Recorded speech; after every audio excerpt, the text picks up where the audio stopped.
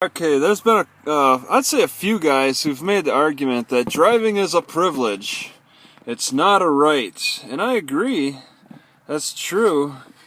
I mean, you don't have, you're not entitled to your driver's license and all that. But I've been making the argument against them that being a cop is not a right. Okay, enforcing the law is not a right. It's a privilege. All right, and the best answer I got, and it's ridiculous to me, is they're saying that we need cops and somebody's got to do it, so some people get trapped into the job. I don't think anybody gets trapped in any kind of job like that. You can leave at any time. You have your options, okay? So I think that was a weak argument. I don't know how he's going to come out with an answer to that, to further explain himself. It's not like the draft. Being a cop is not like the military draft where you wait for your number to get called to go to Vietnam and serve.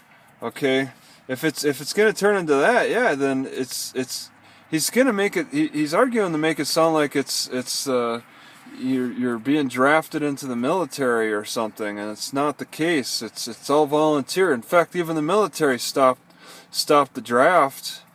Okay, that's volunteer. They make the arguments that you get the better people who want to do the work. They're motivated to do the work and all that. I volunteered for the military, and yeah, I was motivated for the money and getting out of Rice Lake, Wisconsin more so. It's more of a push than a pull. It was the best option that I could see at the time, just to get some traveling experience with little money coming out of the trailer court. So there's that. But yeah, to say that we need cops, that some people have to do it. It's hard to respond to that. I can't say that the cops are not needed.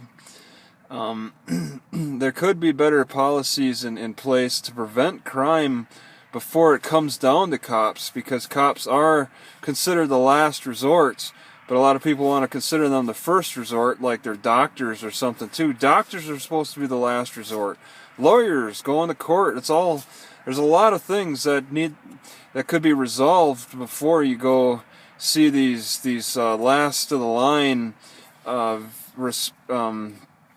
authority figures, but people want to make them first of the line. Grandmas want to call and say, oh well, like with my incidents, grandmas want to call and say their neighbor's dog's been in their garden, or in my case, I've been looking in cars. Just some kind of fabricated excuse to call the cops. Okay, and that's first of the line. And I mean, it's easier to call the cops with cell phones and Facebook.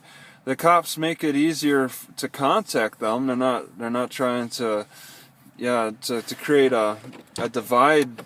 They're not in communication. They want to be as easily accessible as possible in case of something really big happens. But a lot of the small things get called on, and yeah, there's got to be some kind of a medium. There's different levels of enforcement. I mean, when I was in Rice Lake, before I left, because the cops pretty much pushed me out there.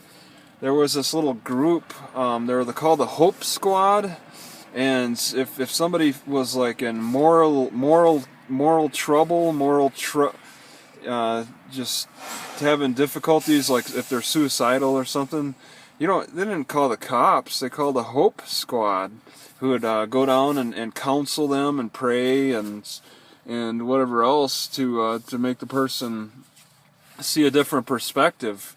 To call the cops first for a lot of these situations. Being suicidal, you kind of, you want to come with the guns. You can't show up to these crises and not be a cop and carry a gun. It's usually the cops that have to carry the guns. But if we could loosen that up in some way, where all citizens are entitled to carry guns. I mean, it's not a, well, it is a right to carry a gun. Actually, it's not a privilege. It's a right to carry a gun, and it's, you have a right to travel on the road. That's not a privilege. That's a right. But to drive on the road, now that's supposed to be a privilege. To get that driver's license and drive your car, that's a privilege. But you have a right to the road. But there's a lot of roads that are very difficult to travel on without a car. I've been on a few roads now that have signs that say no pedestrians, no bicyclers, okay, because they're just too dangerous. They've made these roads too dangerous to walk or bicycle on. For example, there's one in Huntington, Utah, from the Ogden to Huntington or something like that is just too dangerous to bicycle on. And there, I mean, that was a sign that said it flat out, do not do it. And I've been on roads where it really feels like they should have a sign like that. So it's unfortunate that they have to make the roads so bad that they don't support this privilege to drive. It's or that only supports the privilege to drive.